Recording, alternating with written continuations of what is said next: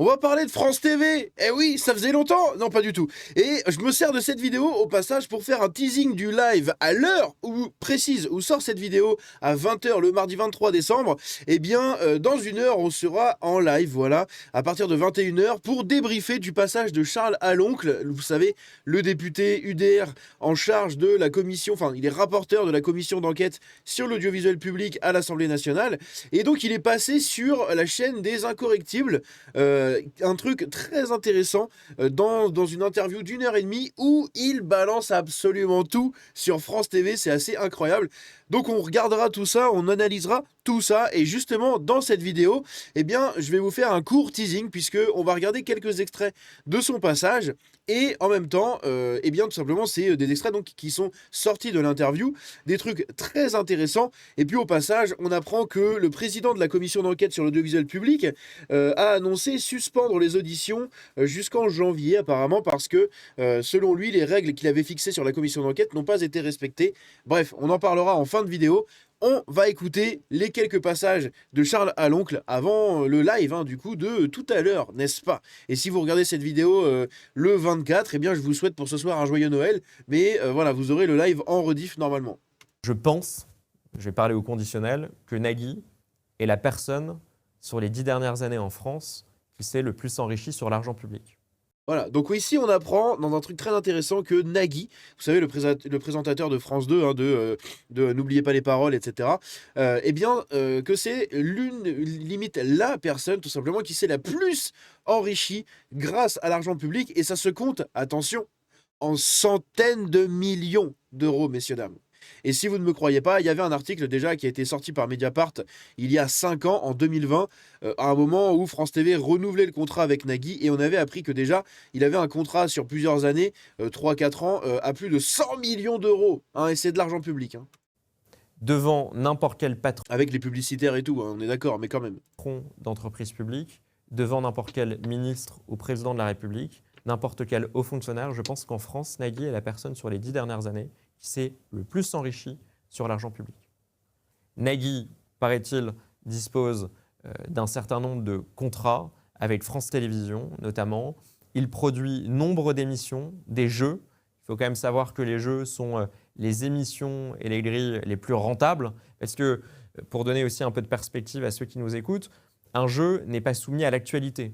Donc vous pouvez enregistrer par exemple sur une journée, vous faites appel à des techniciens que vous payez pendant question une pour journée. un champion, je crois que c'est ça, toute l'année a été enregistrée en quelques semaines. Exactement, donc sur une journée vous pouvez Ça, c'est ouf. Je sais que ça marche comme ça aussi pour, par exemple, Attention à la... pas Attention à la marche, les 12 coups de midi. C'est une des émissions que j'aime bien regarder de temps en temps quand je vais chez quelqu'un qui a la télé d'allumée ou un truc comme ça.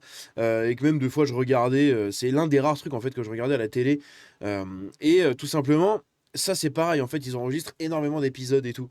Donc non, c'est intéressant. faire par exemple 5, 6, 6 7, 8, n'oubliez pas les paroles. Et puis après, vous Vous pouvez mutualiser les coûts de manière incroyable. vous mutualiser les coûts de façon incroyable. Donc les marges sont extrêmement importantes, contrairement à d'autres émissions de plateau qui, elles, sont soumises à l'actualité et qui ne peuvent ni être rediffusées, ni en tout cas être produites et enregistrées en masse. Donc Nagui bénéficie d'un nombre de programmes en tant qu'animateur, mais aussi en tant que producteur colossal sur France 2, sur France Télévisions. Vous Je avez me suis une idée de la renseigné. somme à peu près? Pour l'instant, j'ai demandé un certain nombre de pièces, mais sur les dernières années, ça se compte, je pense, ça se compte en centaines de millions. C'est ouf. C'est ouf, en centaines de millions, messieurs, dames. Des centaines de millions d'euros d'argent public. Enfin, c'est pas que de l'argent public, mais parce qu'il y a tout, comme je disais, il y a le publicitaire à côté, tous les autres trucs, etc. et compagnie. Mais quand même, c'est ouf. C'est ouf. C'est énorme. C'est vraiment énorme. Bien plus, en fait, que Delphine Ernotte ou n'importe. C'est vraiment les animateurs qui, et notamment sur l'audiovisuel public, qui sont très très bien payés. Et je peux d'ailleurs vous révéler. Donc là, ici, on va parler de Madame Ernotte m'a envoyé un mail pour m'expliquer que j'avais demandé trop de pièces. Voilà. Donc selon Delphine Ernotte, Charles Aloncle a demandé trop de pièces, alors qu'il est rapporteur d'une commission sur l'audiovisuel public, et donc elle est censée lui fournir toutes les pièces qu'il demande. Voilà, c'est une obligation, c'est dans la Constitution, c'est comme ça.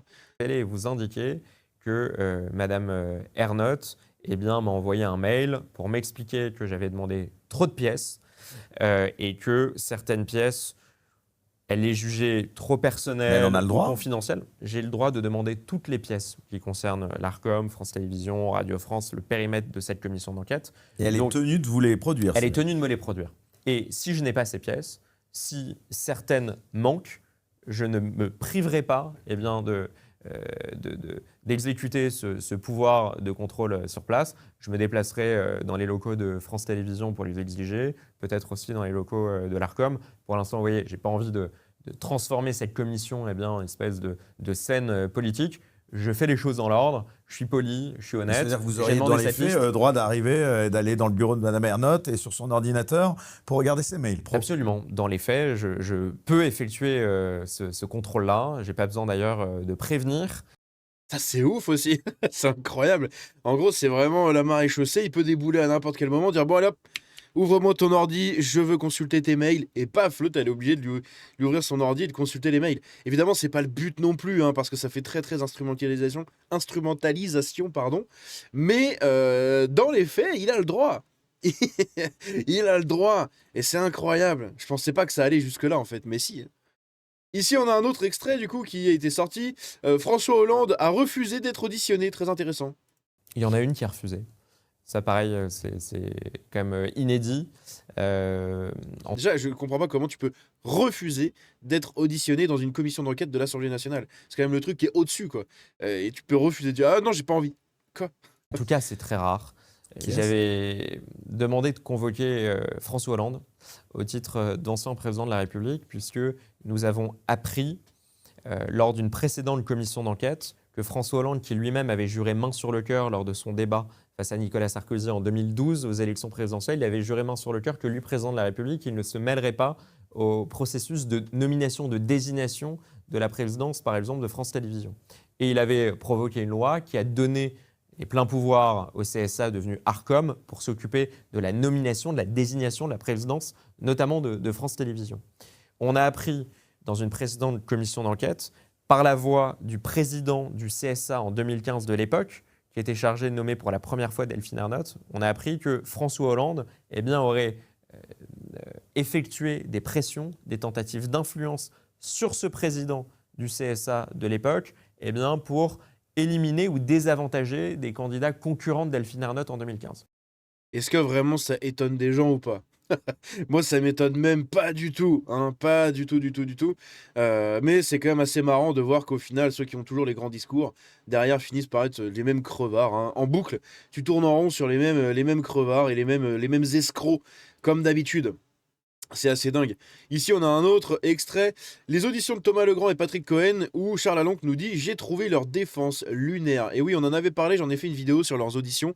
C'est catastrophique. J'ai trouvé le propos liminaire et la défense de M. Cohen et de M. Legrand, d'ailleurs, parfaitement lunaire, parce qu'effectivement, à chaque fois que je leur posais la question sur est-ce qu'ils regrettaient leurs propos.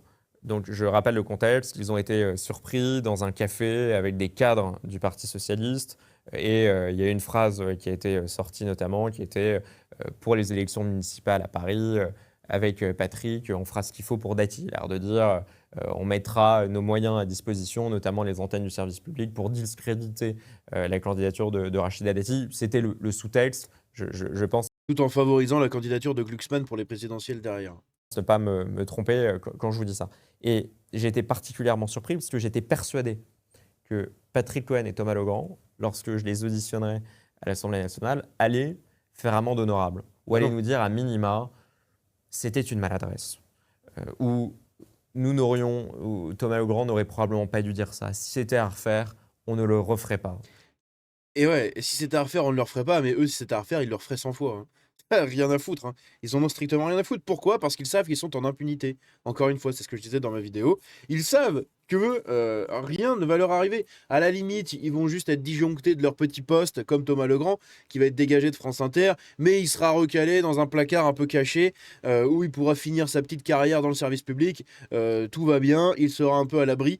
Et puis c'est tout. Et peut-être qu'un jour, on reverra encore une fois dans un café une magouille avec d'autres journalistes et Thomas Legrand qui sera encore là. Et puis voilà, ça va tourner en boucle en fait de toute façon. Et ces gens-là ne craignent rien en fait. Ils ne craignent pas la justice, ils ne craignent pas l'opinion l'opinion publique et ils ne craignent absolument rien du tout. Ils n'en ont rien à foutre, ils n'ont aucune épée de Damoclès sur la tête. Là où nous autres, on en a tous une. Notamment sur les réseaux, etc. On a une épée de Damoclès sur la tête. Littéralement, quelqu'un appuie sur le bouton off, c'est fini. Voilà. Eux, non. Eux, non. Même quand ils font les pires trucs, ils sont toujours en place. Ou alors, ils sont recalés dans une autre société, d'un autre partenaire, d'un autre truc, d'un copain, là. Et hop. Et ils sont à l'abri, quoi. Et c'est incroyable. J'étais persuadé, mais vraiment, je vous assure, j'étais persuadé qu'ils allaient dire ça. Ça les aurait honorés.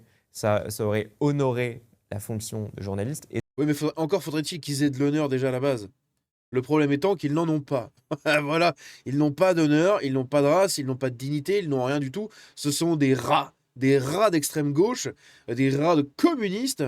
Et voilà, ces gens-là ne carburent qu'à la haine, qu'à la magouille, qu'à la filouterie, qu'à la sournoiserie. Ils n'ont aucun honneur et aucune dignité, aucune colonne vertébrale, aucune stature, rien du tout. Donc, fallait pas attendre grand-chose de ces gens-là. Et au final, ils ont fait exactement ce qu'on savait qu'ils allaient faire. Donc, de là, hein, ils sont très prévisibles au final, comme tous les gauchistes. Hein, c'est assez ridicule. Mais bref. et ça aurait aussi permis de passer à autre chose. J'ai été stupéfait de voir que pendant les plus de 2 heures d'audition de Patrick Cohen et les plus de 2 heures d'audition de Thomas Legrand, ils se sont arc-boutés à refuser de condamner ces propos-là, à refuser même d'émettre le moindre regret ou la moindre pudeur Le sur moindre cette phrase qui peut remords, être rien du prononcée. tout. Non, rien du tout. Ils en ont rien à secouer, en fait. Ils sont dans une impunité totale. Donc, pourquoi faire, en fait? Pourquoi est-ce que j'irais avoir des remords pour un truc que je cautionne et en fait, je m'en bats les couilles des conséquences derrière. Donc, ces gens-là n'en ont rien à foutre. C'est incroyable, c'est incroyable. Pourquoi le cas Léa Salamé? Ici, du coup, on va parler de rémunération de Léa Salamé en tant que présentatrice coproductrice. Bien sûr que ça me choque, les propos de Charles Aloncle. Est intéressant parce que Léa Salamé, moi, ça n'aurait échappé à personne, est présentatrice du 20h de France 2, mais elle est aussi, bon, présentatrice évidemment de quelle époque, ce qui déjà en soi est assez rare. Je crois de mémoire, il n'y avait pas beaucoup de présentateurs du 20h qui avaient des émissions, enfin des talks hebdomadaires comme ça. Mais elle est surtout à la fois donc présentatrice du 20h et productrice. Donc quand les gens disent qu'elle ne touche Ah, les productrices aussi! Waouh! Ça, je savais pas, bordel! Ah, je vous le dis, cette émission de ce soir va être incroyable. Cette émission va être incroyable, on va apprendre des trucs de malades mentaux, littéralement. Putain, elle est productrice aussi. Oui, donc c'est ça, hein, comme il est en train de le dire, là, elle touche pas que 25 000 € en fait. Elle touche beaucoup plus derrière. Waouh! qu'elle touche 25 000 €, et d'ailleurs, à raison, s'en étonne, en laissant entendre que c'est une somme non négligeable, j'ai envie de leur répondre, elle gagne beaucoup, beaucoup plus dans les faits, puisqu'elle a en plus de son salaire de présentatrice du 20h, Je savais pas évidemment ça. des parts dans quelle époque. Ça vous choque, ça, par exemple?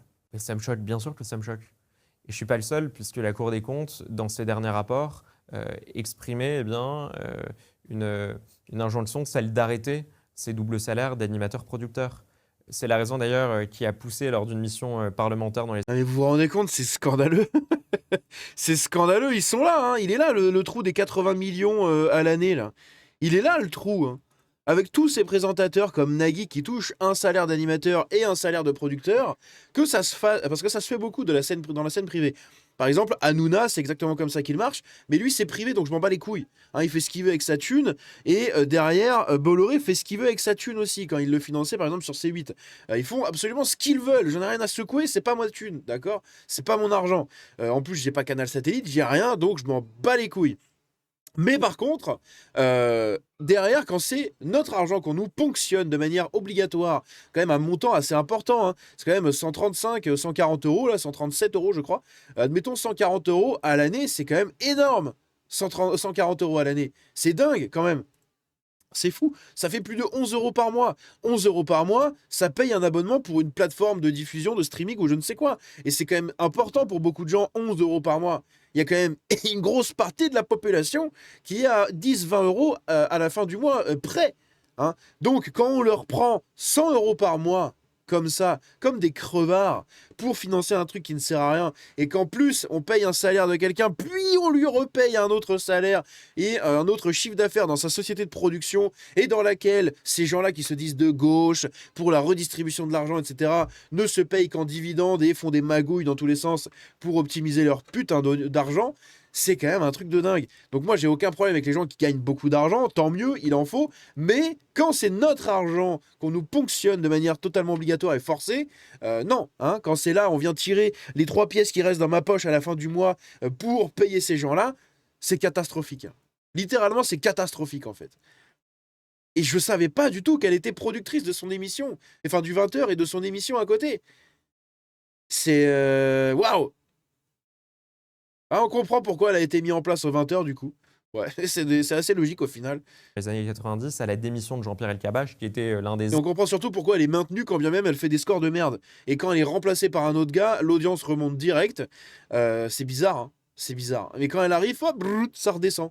Et pourtant, elle est maintenue à sa place. Bah oui, c'est elle qui produit, donc évidemment. anciens On se souvient de cette prédécesseurs de affaire des Delphine Ernotte. animateurs-producteurs. Exactement. Où avec- Nagui d'ailleurs était déjà. Ouais, Jean-Luc Delarue, un certain nombre de personnes, pour des montants bien plus Et dérisoires. Arthur.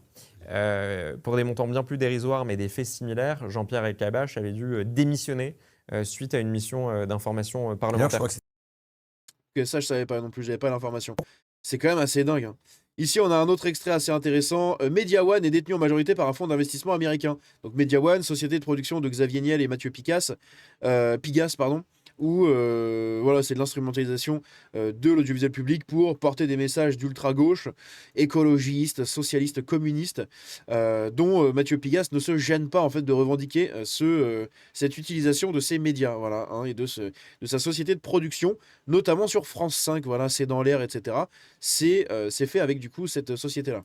J'évoque aussi les sociétés de production qui bénéficient de centaines de millions d'euros d'argent public chaque année pour produire des émissions de l'audiovisuel public, alors que ces sociétés de production sont parfois dirigées par des fonds américains ou même parfois Pensez à qui par exemple là? Media One qui est la première société à bénéficier des contrats de France Télévisions. Alors Media One, on rappelle, société qui est dirigée par Pierre-Antoine Capton, associé à Mathieu Pigas et Xavier Niel, c'est ça? Exactement. Vous avez des actionnaires français, Monsieur Capton, c'est Monsieur une boîte Niel française. et Monsieur Pigas. Non, parce que c'est une info que j'ai réussi à obtenir. Eh bien, la majorité du capital, on est à un peu moins de 80%, est détenue par un fonds d'investissement KKR, Incroyable. qui d'ailleurs en plus de ça est très contesté pour un certain nombre d'investissements jugés peu éthiques dans le monde. Ça, à la limite, ça nous regarde. Ça nous regarde pas, mais c'est marrant quand ils font des messages à côté dans leurs médias, oui, l'écologie, l'éco-machin, alors qu'à côté, sûrement que ce fonds d'investissement investit à mort dans le pétrole et compagnie, hein, dans le charbon, etc. On ne va pas juger de la thèse d'investissement de ce fonds. Oui. Je voudrais simplement dire que quand j'ai Madame Ernotte devant moi, présidente de France Télévisions, qui me dit que l'ADN du service public, c'est de soutenir et de défendre la production indépendante créations française, la création française, alors que la première boîte de prod à qui elle attribue des contrats pour plus de 100 millions d'euros par an est détenue en majorité par un fonds d'investissement américain, et qu'elle nous dit qu'à droite, à l'extrême droite, soi-disant, on agite le chiffon de la privatisation, j'ai envie de lui répondre qu'elle est déjà en train de commettre cette privatisation de l'audiovisuel public et de France De fait. Télévisions En fait, elle a délocalisé l'audiovisuel public français pour une entreprise américaine, quoi. C'est un truc de ouf. transformant la TVA des Français en dividende pour des fonds d'investissement américains. C'est vrai qu'il y a aussi la TVA qui finance tout ça, hein. Évidemment, la TVA finance tout. J'évoque aussi les C'est vrai que j'avais, quand je parlais justement de la redevance de l'audiovisuel, etc., il y a aussi énormément de parts de la TVA et des compagnies. Hein.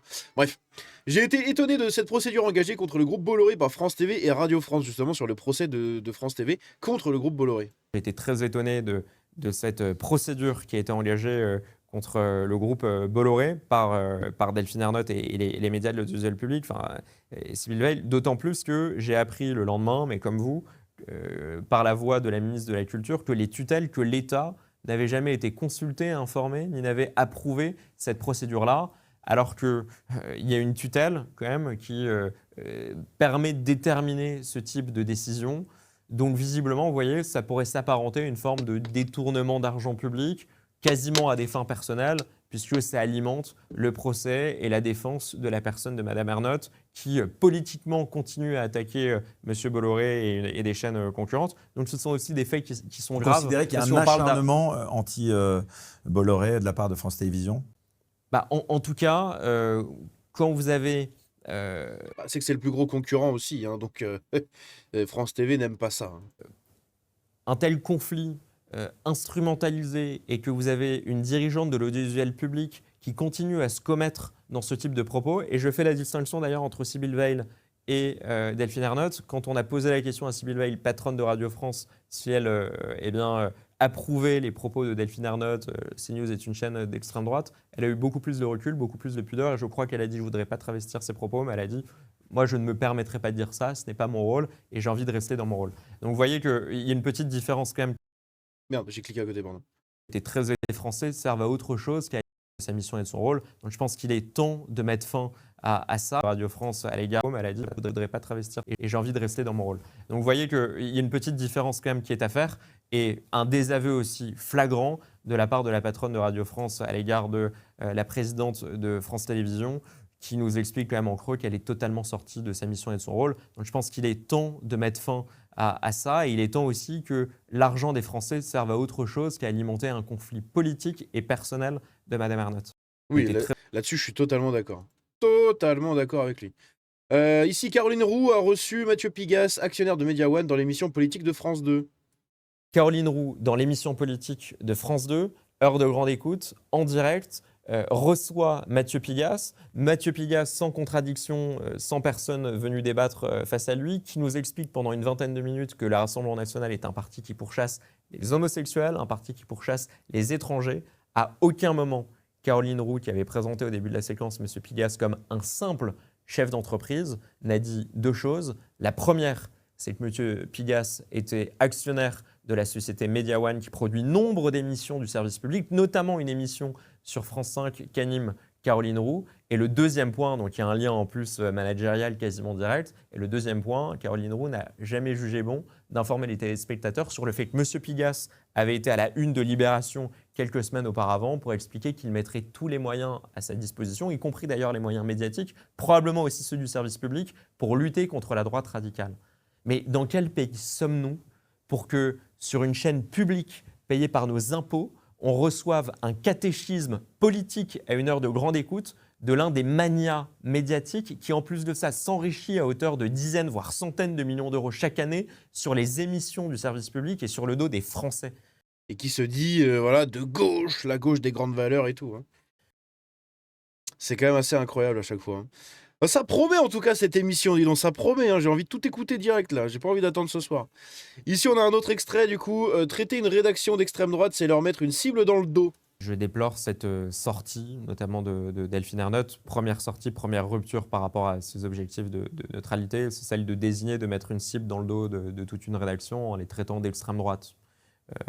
C'est grave parce que, elle leur place une cible dans le dos et dans un contexte où on a vu ce qui pouvait se passer aux États-Unis quand vous étiez accusé d'extrême droite, vous n'êtes pas à l'abri d'être victime de violence. Et puis par ailleurs, définir la rédaction de CNews comme une rédaction d'extrême droite, c'est d'une certaine façon se définir politiquement. Dites-moi que vous êtes d'extrême droite et je vous dirai quasiment pour qui vous votez. Si vous me dites ce soir que je suis d'extrême droite, bon, je sais que vous ne voterez ni pour Éric Ciotti, ni pour Jordan Bardella, et probablement d'ailleurs pas pour Bruno Retailleau ou une partie du spectre de la droite. Donc c'est déjà une façon de se définir politiquement. Donc elle se met en rupture fondamentale avec ses fameux objectifs à valeur constitutionnelle d'impartialité, d'honnêteté et de pluralisme, alors qu'elle est la numéro 1 de France Télévisions. Et oui. Bref, on va arrêter là. Il y a encore d'autres extraits qui tournent un peu partout. Mais déjà, on a fait le tour et j'espère que ça vous a donné envie, tout comme moi, de mater cette interview en entier. Hein, on le rappelle, il y a 1h30 d'entretien, tout simplement, avec Charles Aloncle sur Les Incorrectibles. Donc, c'est ici, ça se passe sur ma chaîne. Hein. On sera sûrement en live, du coup, à l'heure où vous regarderez cette vidéo. Mais en tout cas, n'hésitez pas à venir, du coup. Là, vous voyez, hein, c'est tout à l'heure. Il balance tout dessus, voilà.